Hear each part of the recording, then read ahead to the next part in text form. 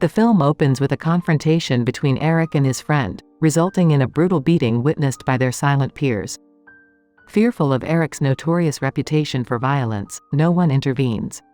The principal, fed up with Erik's delinquent behavior, expels him from school, setting the stage for a turbulent journey. Returning home, Erik faces the consequence of his actions as he awaits a caning from his stern stepfather. His biological mother, seemingly indifferent, allows the punishment, believing Erik should learn from his mistakes. Unfazed, Erik's mother introduces him to Gunnar, a lawyer friend, providing him with a business card and the assurance of support in times of trouble. Confused and overwhelmed, Erik receives a lecture from his disappointed mother, who reveals her decision to enroll him in a new school called St. Jarnsburg, an all-boys boarding school. She emphasizes that this is his last chance, urging him to seize the opportunity and change his ways to avoid expulsion once again. Erik, determined to make amends, nods in understanding as he promises his mother to attend school, graduate, and not disappoint her. As he steps into his new school, adorned in a uniform with a freshly cut hairstyle, he encounters Pierre, his roommate and the brightest student in the school. The two quickly strike up a conversation, discovering a fast friendship as Pierre proves to be an amiable companion. As night falls, Erik and Pierre join their fellow students in the hall for dinner.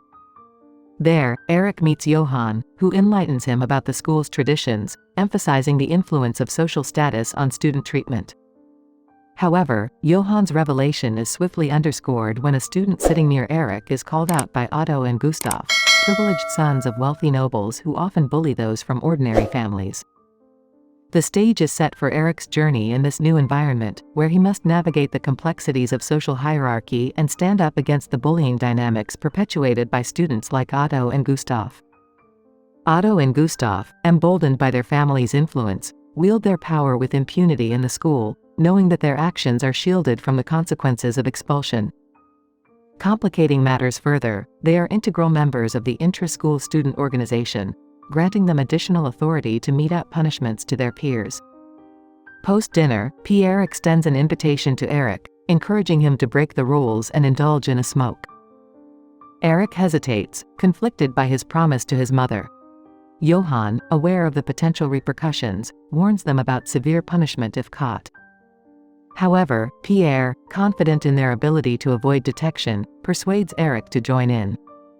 The next day at breakfast, Otto and Gustaf summon Erik, claiming to offer him a welcome introduction to the school's traditions. Erik, however, staunchly refuses, leading to Johan bearing the consequences of Erik's defiance. Otto, displaying a ruthless streak, injures Johan, forcing medical intervention to address his injuries. In the evening, Otto and Gustaf, undeterred, plan another prank targeting Erik. They summon him to their headquarters, instructing him to clean a pile of dirty shoes. Erik, once again, refuses to comply and leaves immediately. Frustrated, Gustaf seeks Otto's guidance on how to deal with Erik. Otto, seemingly nonchalant, dismisses immediate concerns, insisting that Erik, as a new student, can be left alone for now. Erik confides in Pierre, revealing the ongoing bullying from Otto and Gustaf. Pierre, initially tense, advises Erik against defying their orders, cautioning him about the severe punishments meted out to disobedient students. Despite Erik's defiance, Pierre insists that Erik must find a way to cope with the situation without resorting to violence. The film takes a turn as Erik and Pierre strategize how to combat Otto and Gustaf's bullying without resorting to physical confrontation. The following day, Gustaf accidentally collides with Erik in the school corridor and demands an apology.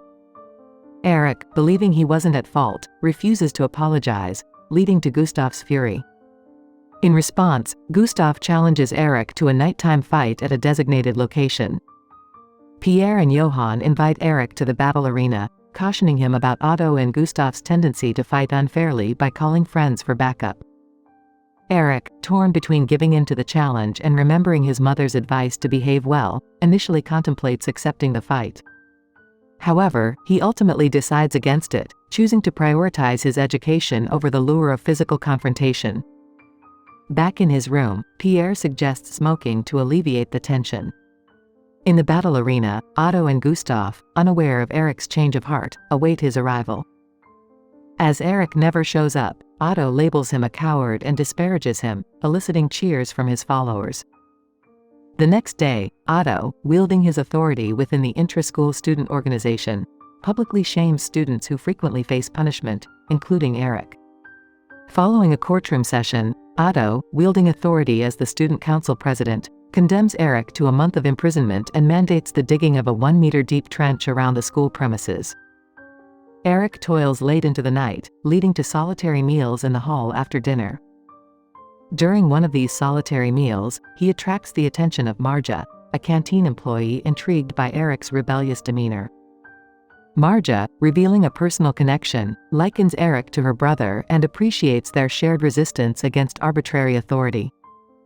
Observing Erik's post-meal smoking ritual, Marja joins him, expressing concern about the health effects of smoking.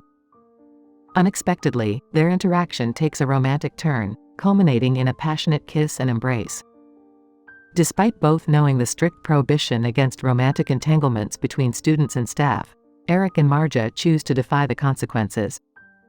During the Christmas holidays, Erik returns home, greeted warmly by his mother but met with disapproval from his stepfather. Questioned about the severity of his punishments, Erik candidly confesses to defying the orders of a powerful and noble student at the school. Despite Erik's stepfather asserting that a noble's son should be obeyed, Erik, burdened by poor report cards and frequent school punishments, endures another caning upon his return home. His mother, aware of his struggles, remains passive. As the Christmas holidays end, Erik eagerly returns to school, yearning to reunite with Marja. Beneath the moonlight, their reunion takes an intimate turn, a momentary escape from the challenges they face. Otto and Gustaf, ever scheming, seize the opportunity to prank Erik upon his return. Their plan involves splashing dirt on him while he sleeps, disrupting his peace.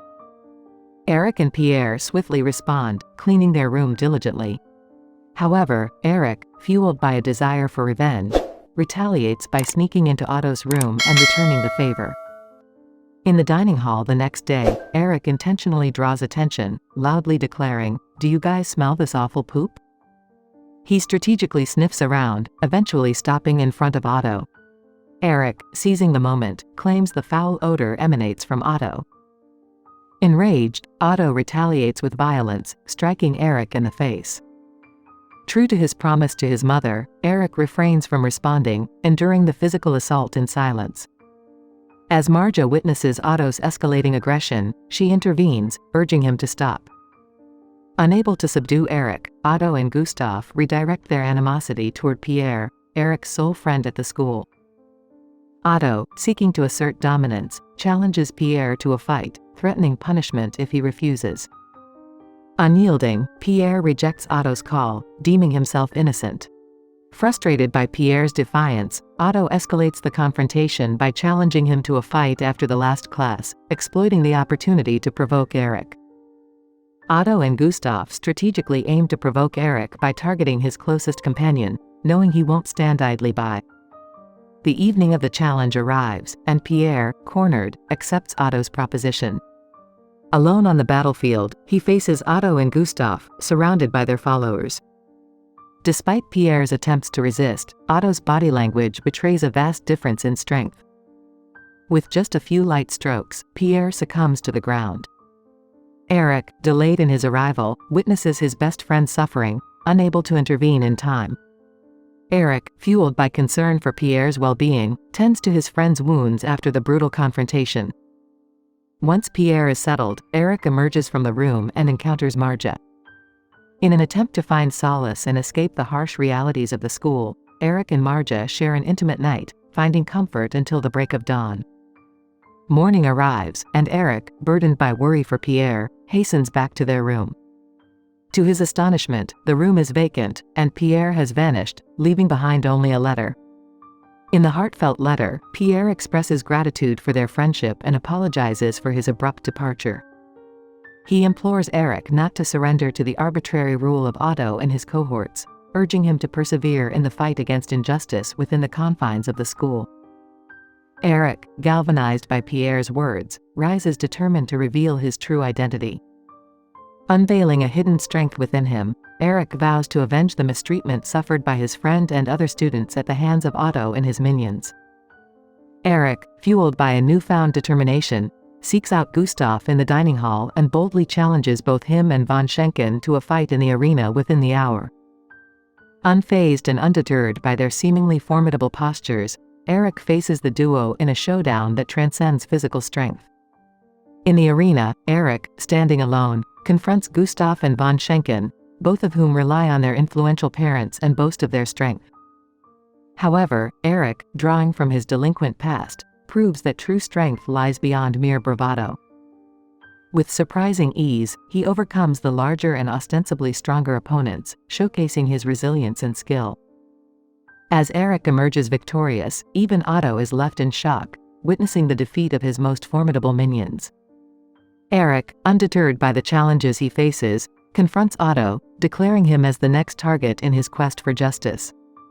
However, before responding to Otto's potential retaliation, Erik seeks solace in the school kitchen, hoping to find Marja.